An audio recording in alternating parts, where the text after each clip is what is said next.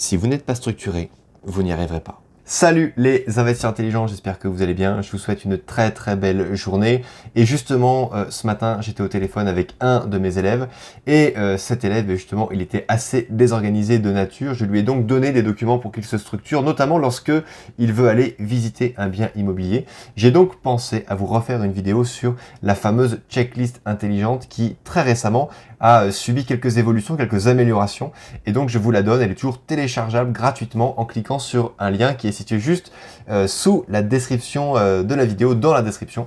Et donc, je vais vous expliquer un petit peu, on va passer sur mon ordinateur et je vais vous montrer un petit peu de quoi ce document est composé. Donc, premièrement, c'est un document que vous devez avoir systématiquement sur vous en permanence, pourquoi pas en 3-4 exemplaires, parce que c'est une fiche par bien que vous allez visiter. En premier lieu, vous allez renseigner si c'est parking, est-ce que c'est un T2, T3, T4, T5, vous voyez, je m'aperçois qu'il y a encore une petite erreur puisque le mot parking apparaît 2 fois, mais là vous pouvez remplacer pourquoi pas parking par un box si vous voulez être intéressé par les box. Et puis ensuite, qu'est-ce qu'il y a comme lot si jamais c'est un immeuble de rapport que vous souhaitez acheter? Est-ce qu'il y a un local commercial, plus 3 appartements, plus une place de parking? Voilà, vous écrivez ici un petit peu le type de lot. Ensuite, n'oubliez pas de toujours écrire l'adresse et le code postal. Et avec l'adresse, mettez bien le numéro parce que ça va être très important lorsque vous allez faire vos études de rentabilité.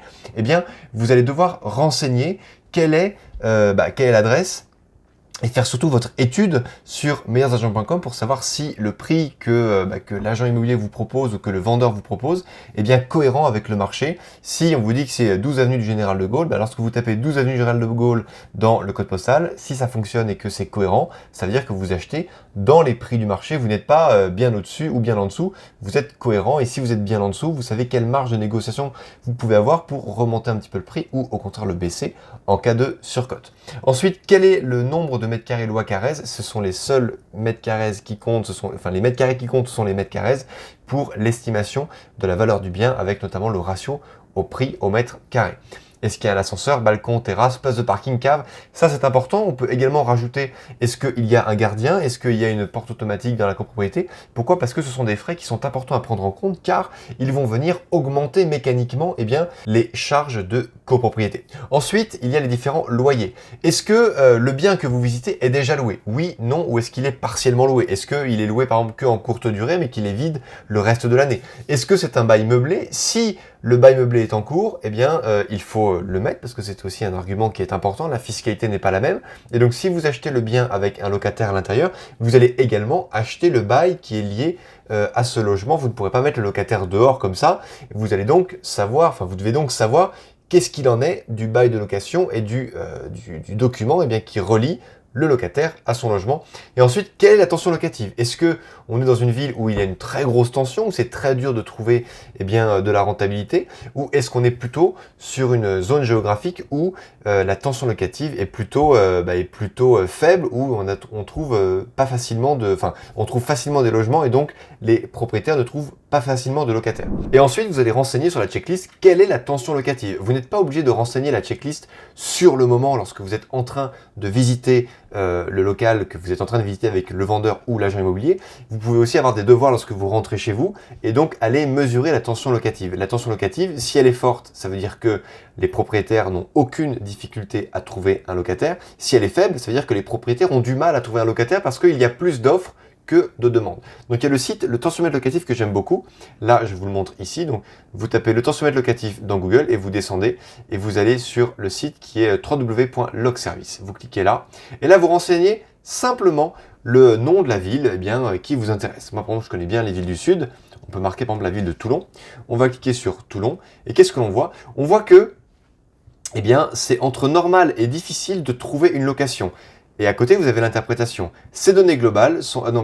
Globalement, à Toulon, le marché des locations semble plutôt tendu pour les locataires. Les propriétaires n'ont en apparence aucune difficulté à trouver un locataire. Et ensuite, il y a le budget des locataires. Est-ce que les gens qui louent dans ces quartiers-là, à Toulon par exemple, est-ce qu'ils ont les moyens de leur location ou est-ce qu'ils sont plutôt en dessous de leurs moyens? Donc ça, c'est aussi important parce que plus on va être dans le, plus on va être dans le rouge, plus on va être tendu, plus vous avez des risques d'impayés, donc la nécessité d'aller chercher des garanties loyers impayés pour vos locataires. Et en dessous, vous avez le budget du locataire qui est ici entre équilibré et tendu, ça veut dire que Parfois, à Toulon, en fonction des quartiers, eh bien, vous avez des gens qui n'ont pas forcément les moyens de leur location, donc plutôt, ils vont s'orienter vers, pourquoi pas, de l'habitat social. Mais vous, quand vous avez un indicateur où la flèche est plutôt dans le orange-rouge, ça veut dire qu'il faut renforcer votre volonté de prendre une garantie loyer impayé sur les locataires que vous prendrez si vous investissez sur Toulon.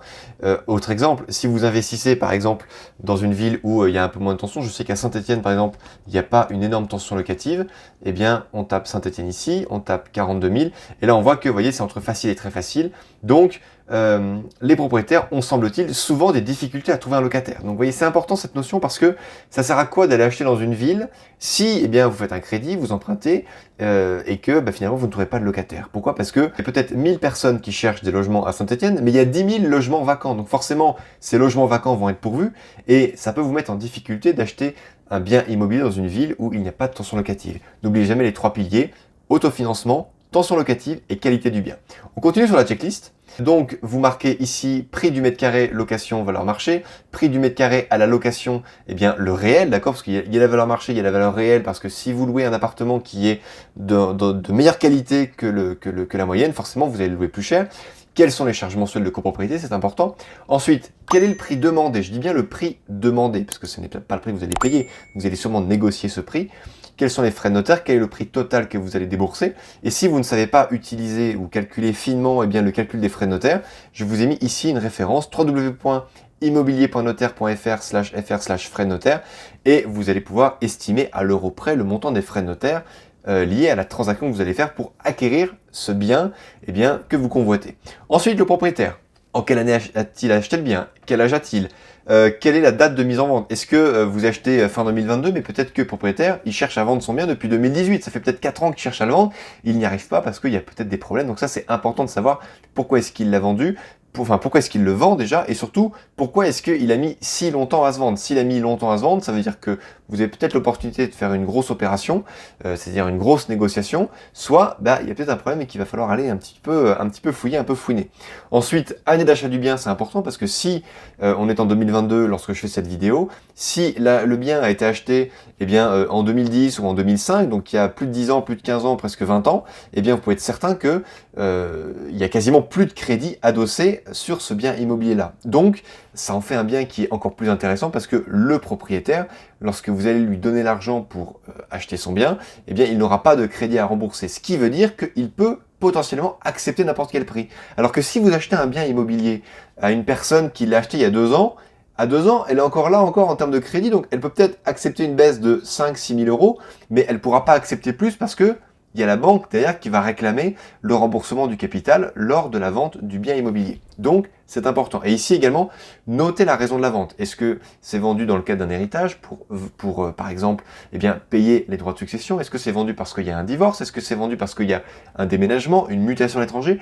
Tous ces éléments vont vous permettre de savoir l'urgence de la vente, et de l'urgence de la vente, vous allez pouvoir déduire plutôt si c'est négociable ou non. Ensuite, l'état global, ça c'est important pour que vous puissiez chiffrer finement les travaux. Est-ce que l'immeuble est en bon état? Est-ce que les parties communes sont en bon état ou pas? Est-ce que l'appartement est en très bon état? Moi, j'ai visité des appartements qui sont dans un état rutilant, nickel, comme neuf, mais lorsque vous sortez dans les parties communes de l'immeuble, c'est vraiment déplorable. Il y a des tags, il y a 3 ascenseurs sur 4 qui ne fonctionnent pas, il y a la minuterie de l'éclairage qui ne fonctionne pas, la porte en bas qui n'est même pas verrouillée avec l'aimant électrique. Bref, c'est ni fait ni à faire. Et ça, si vous avez un bel appartement qui est situé dans un immeuble moche, vous allez avoir du mal à le louer et du mal à le revendre. Donc, tout est très important lorsque vous achetez un bien immobilier. Ensuite, l'état de l'appartement. Donc là, je vous ai mis un petit peu un graphique avec cuisine, salle de bain, toilette, chambre 1, 2, 3. Et puis ensuite, vous mettez des notes. Donc si la cuisine est en très bon état, vous mettez par exemple une note élevée, entre 8 et 9. Appartement louable ou loué, très bon état, pas de travaux à prévoir. En revanche, si vous mettez une note entre 1 et 3, donc dites-vous que c'est sur 10, hein, si vous mettez un 4 sur 10 par exemple à la cuisine, ça va vous coûter environ 300 € par mètre carré. Alors c'est 300 € qu'il faut sans problème majorer de 30 ou 40% si vous êtes en Île-de-France, si vous êtes dans les Alpes, si vous êtes sur la Côte d'Azur, mais dans le reste de la France, c'est un petit peu moins cher au niveau des artisans et peut-être des matériaux, enfin pas des matériaux, mais en tout cas les artisans, donc les prix vont être OK. Et je vous ai également mis sous le tableau un lien vers une vidéo YouTube que j'ai faite pour vous expliquer comment estimer justement finement le montant des travaux. Dites-vous bien une chose, c'est que cette checklist doit devenir vraiment votre meilleur ami lorsque vous faites des visites immobilières, parce qu'elle vous permet de ne rien oublier lorsque vous visitez. Ensuite, dans les autres renseignements importants, il y a le montant de la taxe foncière, c'est quand même vous qui allez la payer. Il est important de la renseigner parce que cette charge, cette taxe va venir directement en charge de vos revenus immobiliers. Vous devez donc en tenir compte pour calculer votre rentabilité nette. Ensuite, le montant de la taxe d'habitation, même si elle a tendance à disparaître de plus en plus.